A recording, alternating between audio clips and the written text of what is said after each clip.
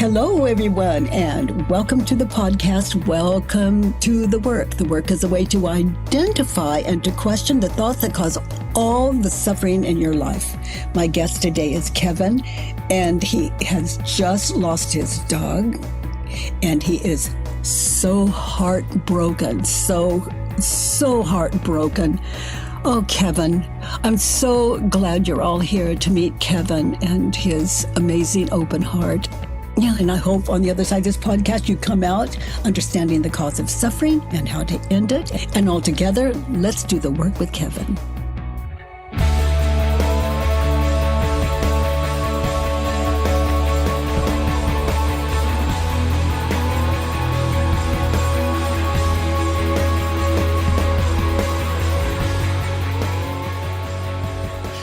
Oh, good morning from Ojai, California, dears. It's so good to see you. I love our time together. And those of you in this community who are new to the work today, welcome here. Together, we identify the cause of all of our suffering. We identify the things running in our head that cause a depression, a sadness, a loneliness. We identify those thoughts and we move them from our head to paper. That's respectful. Rather than trying to just change the subject, like even positive thinking, which is a beautiful thing. But wouldn't you want to live it naturally as life, just naturally? Well, that's, the potential that we all have. But the key is an open mind. So the work, self-inquiry, is a way to identify the thoughts that are running in your head. It's a way to move those thoughts onto a Judge Your Neighbor worksheet. Move those thoughts from your head to paper, to that Judge Your Neighbor worksheet. There are 6 questions on it. And there's your head on paper in any given situation. It doesn't matter how traumatic that situation may have been. The cause of our suffering is what we're thinking and believing in any situation. Now, there's no right or wrong to it. The mind just appears to be there. And sometimes we just want it to stop or shift or change or anything other than this. So we drink over it. We compulsively overeat over it. We snap at the people we love. We divorce. We alienate ourselves from our children, the people we love, from our parents. And so what we do together, those of you new to the work, we identify those thoughts, no matter how horrific. And that Judge Your Neighbor worksheet, as we move our thoughts from our head to paper, that Judge Your Neighbor worksheet is checkmate to the ego. It only thinks 6 things. You get in touch with the emotional, like I'm really angry. I'm angry at happened 10 years ago. Doesn't matter. In that situation, I am angry. Is that true? Furious with him because, or her, or them, whatever it is. Because, and then you get still. You get in touch with why. And you fill in number 1 on the worksheet. And in that situation, what did you want that person to think, say, feel, or do? Meditating in that situation. Anchored there. Get in touch. What did you want that person to think, say, feel, or do? And fill in number 2. That's what I mean. Like 1 through 6 is checkmate to the apparent human mind. The work is free, always free on thework.com. Those of you new to the work today, welcome here. NB, honey, you have a question. Yes. Hi, Katie. Hi. Hi. How are you doing today? Oh, let's see, that's really well. It's been raining like all night. And then when it was time for me to get up, I walk in the mornings. The rain stopped. I walked. It's just like some kind of miracle. Yeah, so how am I doing? I'm grateful. I'm grateful. And then if that's not enough, here you are. I'm also grateful. I'm especially grateful for your 4 questions. They've been really changing my life. Aren't they amazing? So simple. Yes, yes. So thank you so much for Mm-hmm. sharing them with us. So I have a question today. I wrote it down. So far I've been able to see clearly, but in a delayed fashion. So at the end of the day, I can sit down, go through the whole day in my mind's eye. I can go back to specific moments where my mental state shifted towards something negative. And I slowly try to pinpoint the stories, the images of past and future that have caused me to leave quote unquote home. There you are. Yeah, I've become aware that all these moments are marked by a certain level of sleepiness. So I can do the work backwards, but I'm trying to learn how to do it in real time so that I can always stay home and never have to leave. Yes, I can answer. If that's a question, I can answer it. A worksheet a day gives you that ability. I dropped coffee all over the floor today. It just kind of slipped out of my hands, and it was stunningly beautiful, the way the light hit it and the falling, and it hit the floor and it went out. It had its own life, and it was, see, that's real time. Yeah. Mm-hmm. Prior to self-inquiry, ruined my day. I shoulda, coulda, woulda. It's not fair. I have so much to do. This isn't fair. Oh my God, the floor should have been clean. Now I have to clean the floor. It's going to draw ants. So a worksheet a day it allows your mind to be open in real, what we see as real time. Just remember that coffee I spilled. The beauty of that is a don't miss. Mm-hmm. It's like some kind of miracle. Like it's falling. Why doesn't it go up? It's just amazing. It's going down. Gravity here. Just noticing the gift of life. Okay. That's what this work will give you. And you're probably noticing a little of what I'm saying already. If you're doing your work, it's don't expect it, but yeah, freedom. Yeah, freedom. Yeah, the 4 questions have given me back my freedom. So you're saying keep doing the work. Eventually, Yeah, it will happen in time. yeah, and I don't have to wonder about what to work on. It's offered up in my head. The ego offers it up. Those situations that I haven't worked yet. Mm-hmm. Like I am free, not oops worksheet. Okay. Okay. And also freedom is something that it's so powerful. You want to, like, the ego will take that over and want it to show I'm happier than other people. So that's too high. Mm-hmm. Mm-hmm. Mm-hmm. Center, just ordinary is my favorite place. Yeah, not too high, not too low, connected. Yep. Thank you, NB. Thank you as well. Thank you so much. Mm-hmm. Oh my goodness. Dina, you have a question? So thank you so much for giving me a chance to ask this question. It was prompted by the yesterday's session. I was watching it today, and there's something important came up for me. The person who was working yesterday, Nicholas, was saying that his father is a narcissist. And then where we arrived at the end was that the ego is a narcissist. If we're totally working from our ego, it's a narcissist. Yeah, it's fighting for survival. It's got to be narcissistic. It's got to, I am this body. That requires a kind of narcissism because it's so arrogant. Mind, it's not body. It can never be. So yeah, narcissistic, but some people have their mind is just stuck in a kind of a fear. So it's combative and it has to destroy anything that threatens it. And it's, so one thing we can do is look to ourselves Look to ourself. Where am I narcissistic? And that I don't have to change the world. I don't have to change that person. I can learn from that person, grow from that person. And my worksheets, that's where my narcissism comes into. And ultimately, narcissisticness is valid. It is I am without opposite. No other. Yeah. Or there's no or in it. It's a state of mind that loves, appreciates, allows. I see. You see the Dina, the narcissism there. I see. See what?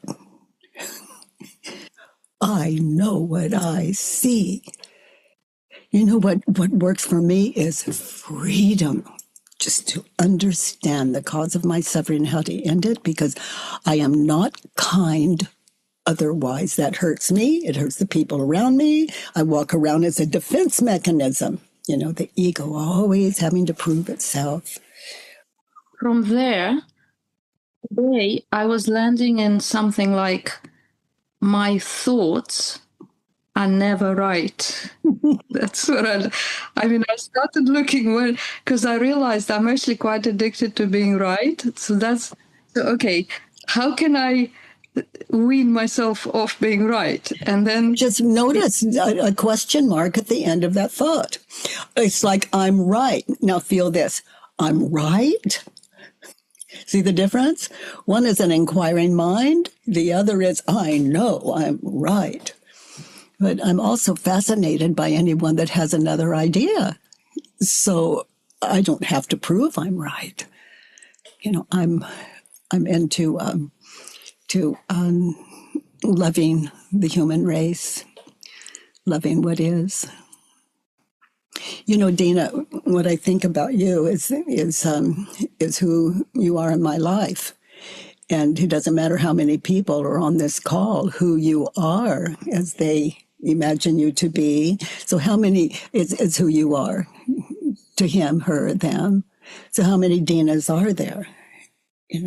What matters is our own personal work. Yeah. Who am I? And I have the answer to who am I? I am the woman sitting in the chair talking to you. Done. That's the best of both worlds. Here, now, in the presence of unlimited love. And it's not, I'm in love. It's chop wood, carry water. Life lived. Life. Oh my gosh. Some company sent me a thing of the most beautiful places to my mind in the world, like these canyons, and it looked like something in Arizona. But no, it was something in Montana, with these gorgeous pictures that, oh my gosh, we go anywhere from where we sit, whether we're here or there. It's as we see it. And in this world, I want to go see it all. Mm-hmm. I see it here. I can't go see it all.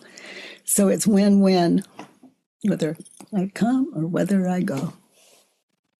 And I say those things, it's, that's the same for all of us, other than what we're thinking and believing. There's no special person sitting here. There's no person at all other than who you believe me to be. There are a lot of me going around, just like you. Thank you, Dina. Gosh, I have no idea if I even touched on the answer to your question, but I hope I've served it in some way. Kevin, honey, let's do the work. Wow, it's me. It's you, we think. Katie, you are my teacher. Oh, sweet. I have watched all your videos on YouTube. Oh. Every video there is. It's truly an honor to be able to speak with you live. Oh, thank you, Kevin. And that assumes I'm alive. You are always alive in our hearts. Oh, honey, I'm alive and I love it. Yeah. Thank you for showing me the only truth there is. That is true power. And only power resides in us, not the outside world. You're the one. We are the one. Yes. No other. You know, I gotta confess, despite all your videos I've watched, I've never gotten to do a Judge Your Neighbor worksheet until today. Until today. Yeah, isn't it mind-blowing just to fill in the worksheet? I was like, as I was watching a video, I was like, I got it. This makes so much sense. I don't need to fill out a worksheet. until death showed up. So 3 weeks ago, I lost my pet dog, my sweet girl, Tammy. Yikes. Yikes. Oh. There's no way, obviously, I could touch her again, hug again, give her treats again, argue with her again. So I don't know a way out. Yeah. I am able to function and perform, at work or in life, just as before her death. But deep down, there's a huge hole in my heart. I walk around with a broken heart. I felt like I'm a zombie, sometimes. Death is death. The physical body is gone. No, if you're in the kitchen and your pup, remember a time when you were in the kitchen and your dog was in your bedroom, you're thinking and believing she's in the bedroom. So you're not lonely. So is it the dog that is bringing you joy, or what you're thinking and believing about the dog that is bringing you joy or pain? And my inclination is to say, oh my gosh, good. Oh my gosh, good. There's room for another animal that needs you. Animals don't leave me until it's time. So I'm arguing against time when I have lost my pups. And they lived in me, dead or alive. But you can't touch them, feel them the way that, and there they go. And they're so happy to see you, all of that. But you see it in your mind's eye. That's how you miss it, and that's how you grieve. So when I see my pup, I've had a lot of puppies, a lot of dogs, and when I see like this pup I had what maybe 30 years ago, I see him. His name was Clyde, and another one. His name was Kerman. So you see the tears in my eyes?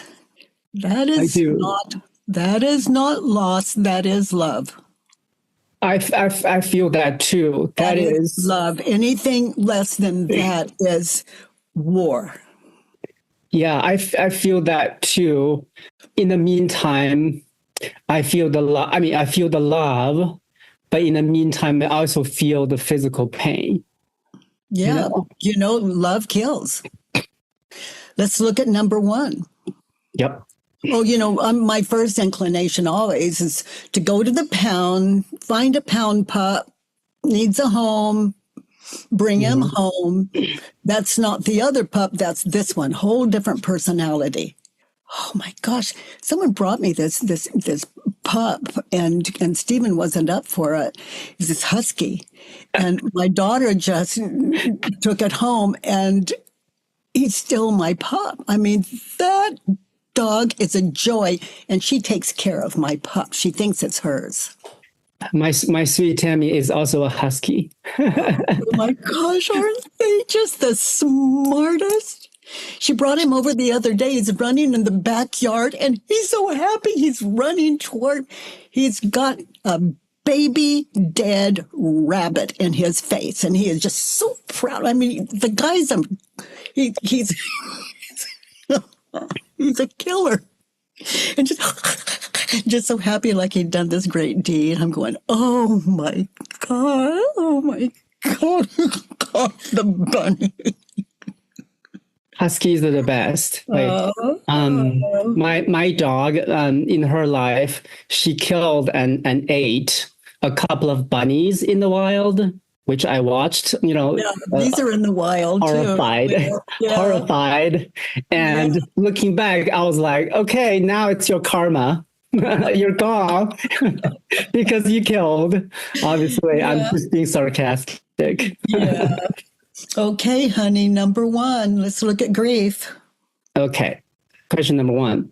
I am heartbroken because I lost my dog, my sweet girl Tammy, at barely 9 years old, which is not very long for a dog. Yeah. So, what is the situation where you're feeling this heartbreak? Maybe my first revelation, right? When it first hit me, after I came back from euthanasia, I went to our backyard. We used to have this large plastic tray with a fake piece of grass where she did her business. And I saw kind of her last dropping. And it must have been a few hours ago when she could no longer, or she could barely stand up. She still managed to walk all the way to that place and did her business. I was like, that's my girl, keeping her dignity and respect to the last minute. And that's the moment when I pretty much just broke down, and I realized I could no longer have her. Yes. Okay, in the situation, you've euthanized the pup. You're there. Your pup is gone. Right. You're heartbroken. Be there now. Did you watch the euthanasia? I did. Emotionless. Be there. Yeah. You're heartbroken. You lost your dog. Is it true?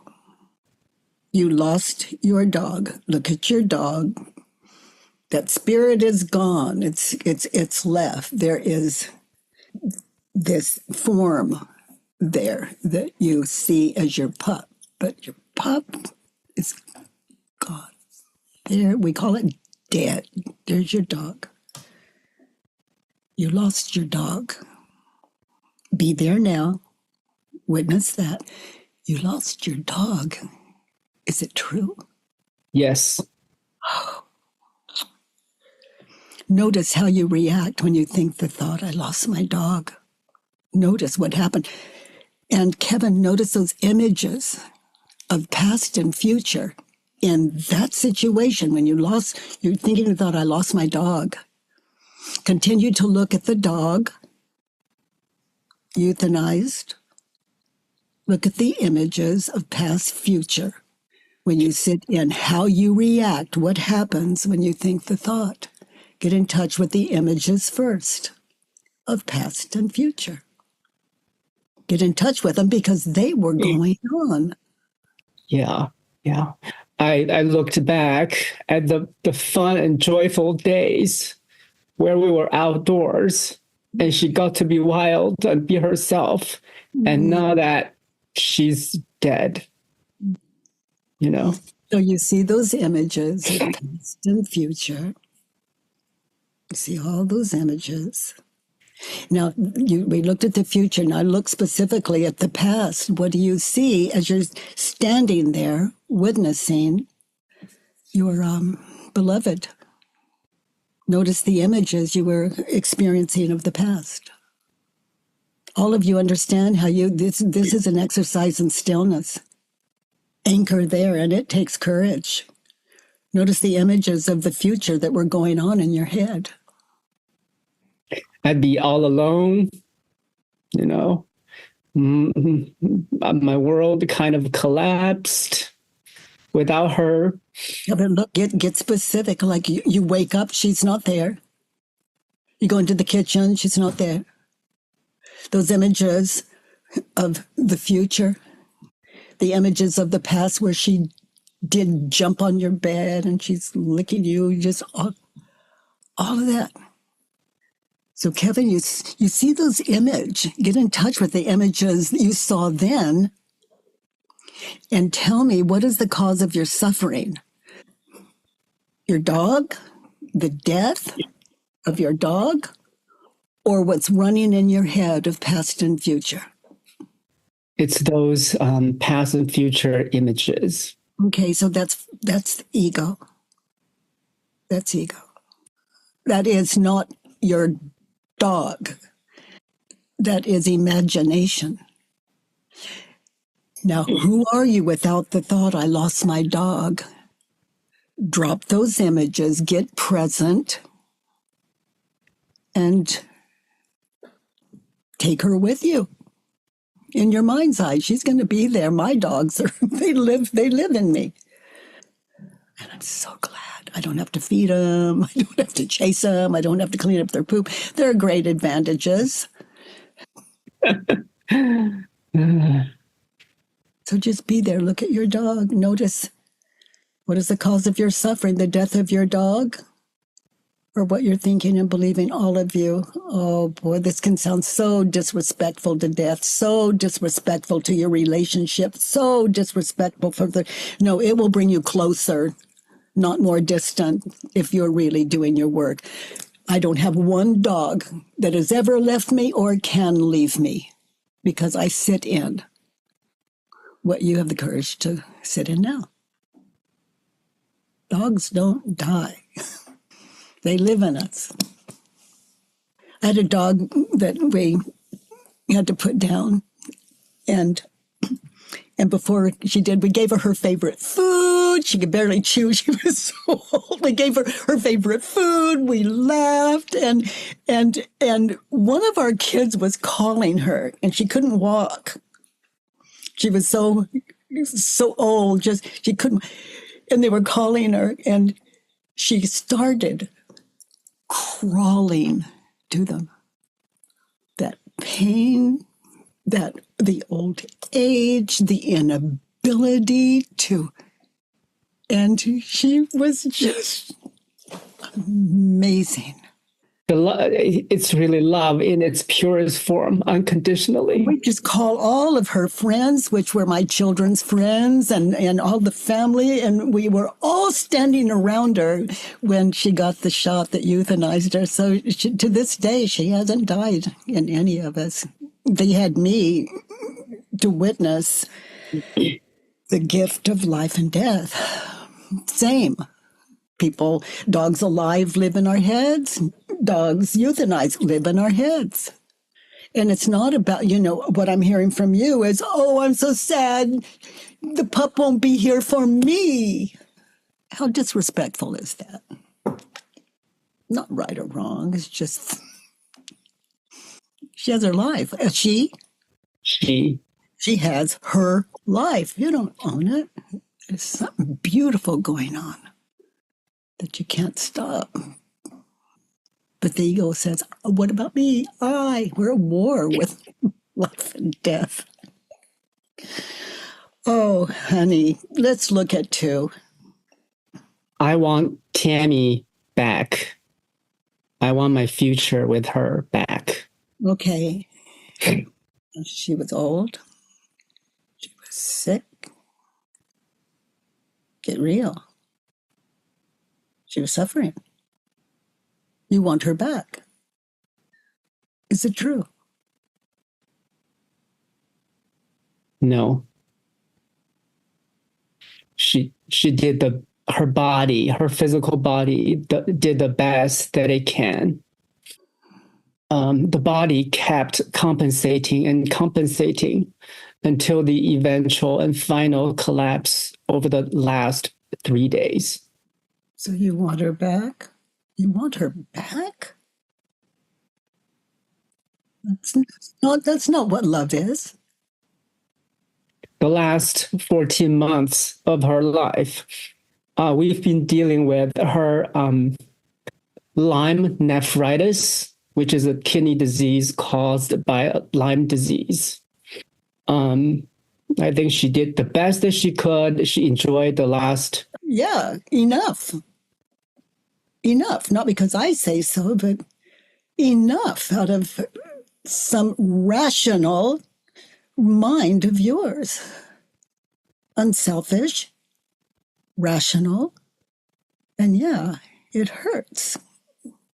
Why does it hurt? Those images running in your head of past, future, not right or wrong. I see images. I know what they are. I'm awake to it, but it doesn't stop me from experiencing love or sadness. But is that sadness or love, Kevin? All of your grief, is that sadness or love? Let's get it squared away. It's love. I want her back, turned around. What is the opposite? I don't.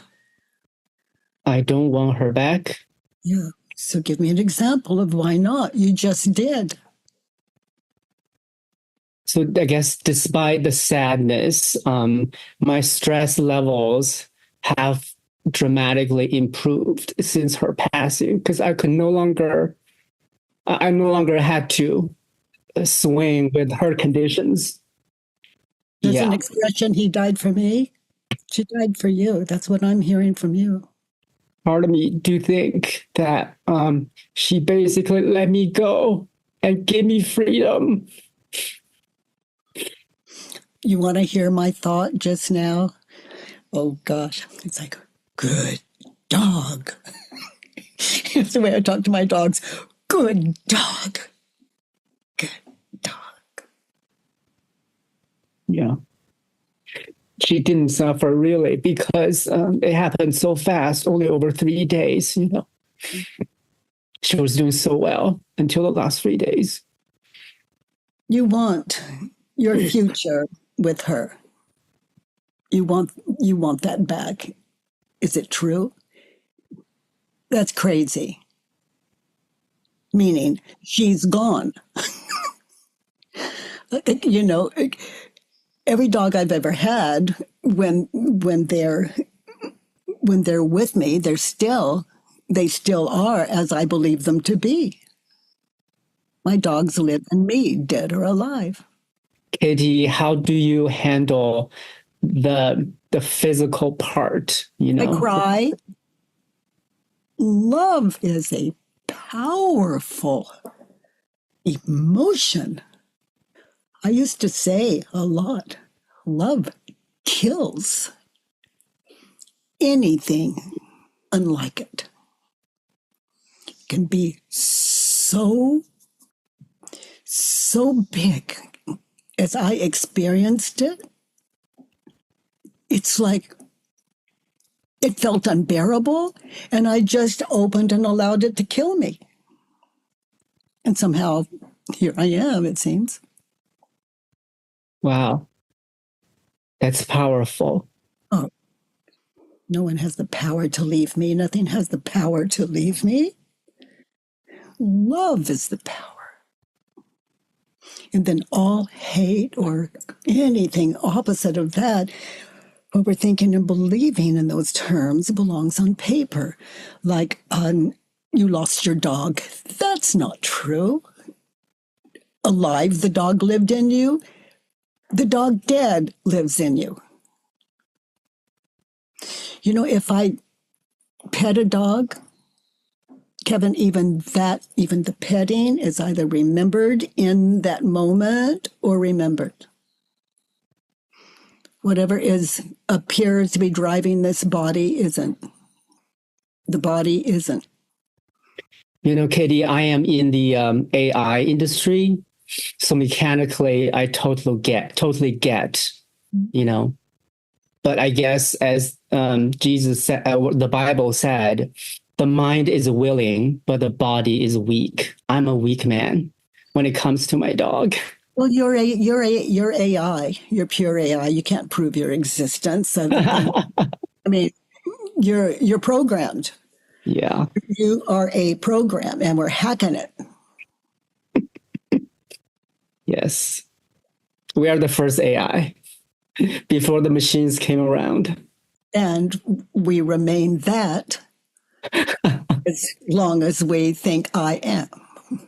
I am the woman sitting in the chair. You are the man that lost his dog. I mean, you didn't lose your dog. It was a state of mind. AI.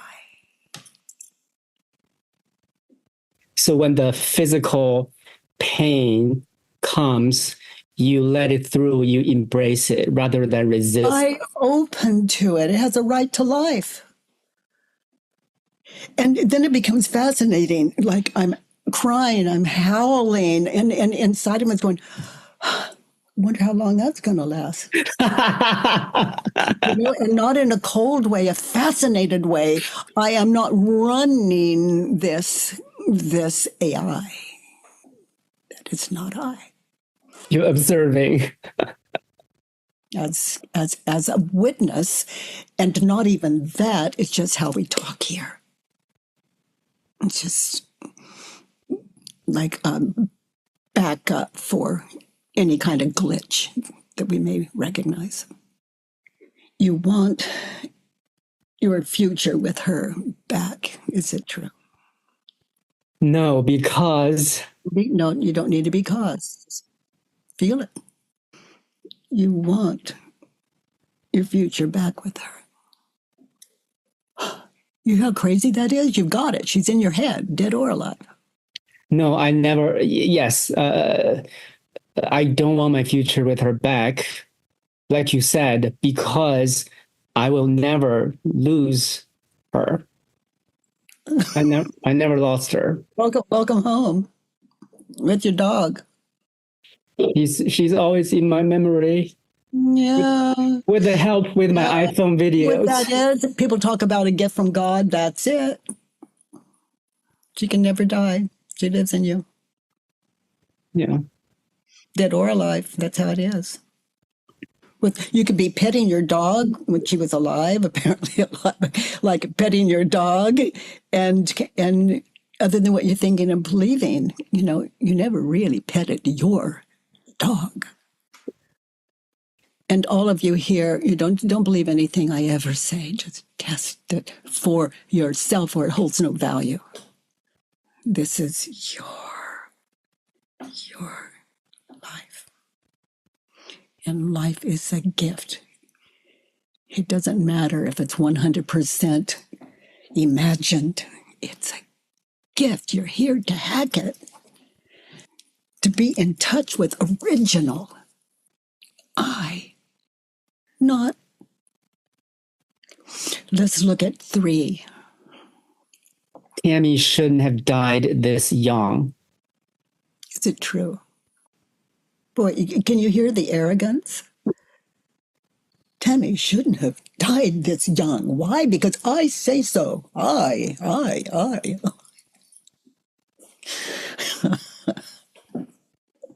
She shouldn't have died this young. Mr. Creator, is it true? It's a yes or no. This is an exercise in stillness. Tammy shouldn't have died this young. Is it true? No. Get it? She's got her time, as karma would have it. Well, also she was sick. Duh. Yeah. That's what karma is. It's, she shouldn't have died this young. Is it true? Let's see, where is the proof of that? She was old. She was old for her. She was sick. She was suffering. Is it true she shouldn't have died this young? Notice how you react when you believe the thought she shouldn't have died this young. When that thought hits you, notice what happens, those images of past, future. That is the trance. That's AI. That's not real. So notice your program, how you react, what happens when you think the thought, Tammy shouldn't have died so young.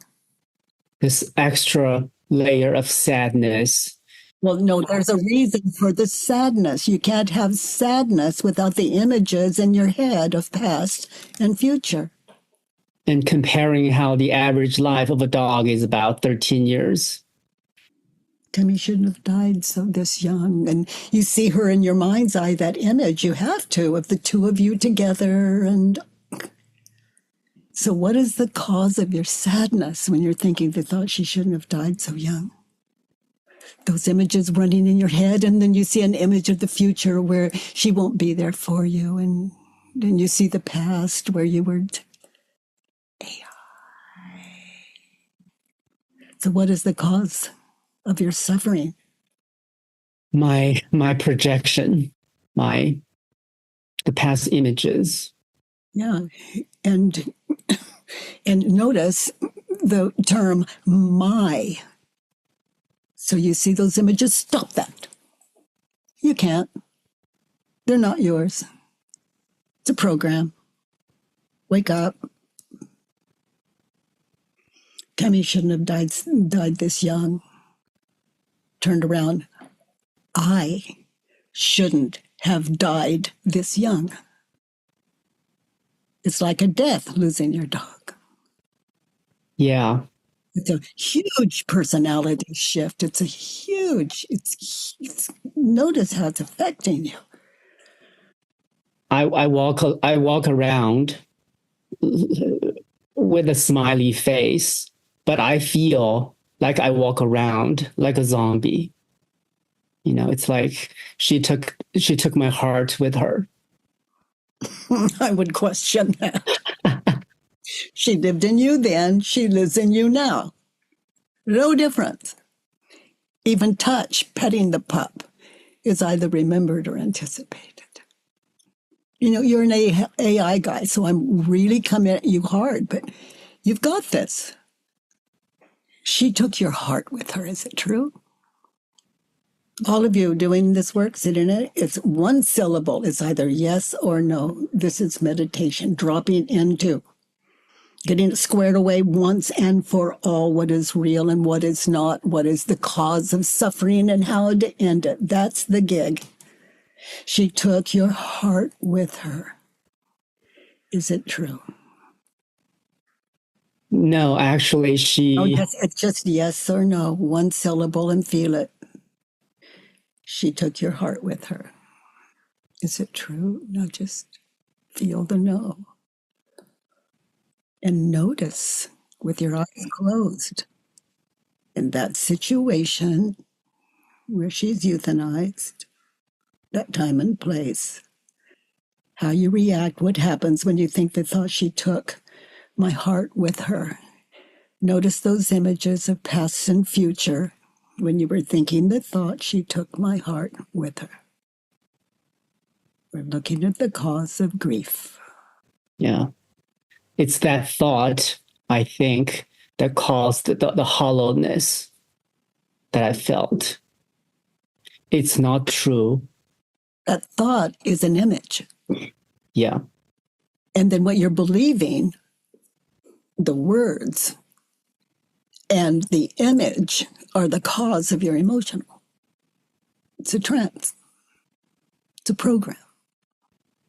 Like, I'm going to say a word and do not give it a picture, okay? Banana. You saw it. Yeah. Program. She's actually, since her passing, I can honestly say she's more in my heart than she was before. Oh my God, that's so beautiful. That is something beautiful. Your capacity to love is immense. Look at you. You remind me of her. Dogs are great teachers. The animals we love and the birds we have. And she took your heart with her. Now be there. Look at her. I imagine she's on a table. She's been euthanized. Look at her. She took my heart with her. Now just drop all of that and witness. There's reality. And the gift in that is she'll always be with you. Just like she was in life. No, I just need another dog body to touch. Yeah, I'm in for that. Oh my gosh, yes. Who cares if it's all imagination? Don't you love it? No imagination, no life. When you're asleep at night, you're not dreaming. Where's the problem? So, Katie, the physical world Yeah, it's truly an illusion. But only 100%. Unless you can prove otherwise. I'm very open to that. So is she real? Other than what you're thinking and believing, you answer that question. She lives in you. You know, as I look back, 8 years ago, I moved into the house by myself. And a few months later, I adopted her from a local rescue. 8 years later, today, I'm in the same house, still by myself. It's as if she never happened if I look at my house, you know? So I asked myself, is the last 8 years real? You know, is Tammy real? Yeah, and when it comes to love, I don't care if it's real or not, even though it's not, can never be. I love the state of mind. Animals are teachers, just like everything else. But they grab us. They're just unconditional love with 4 legs. And unconditional trust, non-judgmental. That's why we love them so much. They're just 4 legs just walking in the state of forgiveness. And so happy to see you. Truly. Yeah. So you see that in your mind's eye. Celebrate.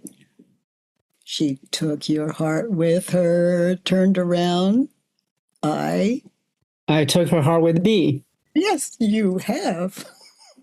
It's a match. Wow. That makes me very happy and grateful. Yeah. That's how I can talk about my pups so freely with so much love and still experience tears. Yeah. Yeah, I'm in. And I know the cause of my tears and everything, but love is the one thing the ego has no power over. None. It's an illusion. That doesn't count. Why? Because an illusion is a word for nothing. Love is the one thing that the ego cannot power over. Wow. No, there's no way to kill it. That's all it is. I feel it. Yeah, you're gifted with, as they say in the world, like good karma. We all have that. It's just the ego would override it, but you're vulnerable to love. Any one of you that's ever loved an animal, there you are too, talking to you. And human beings are animals, so they count.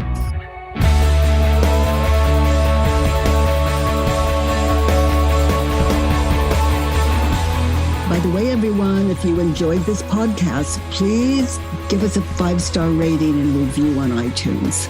It really matters, and thank you for that. I love that you join me every Monday, Tuesday, and Wednesday from 9 to 10 a.m. Pacific time at homewithbk.com. Let's do the work.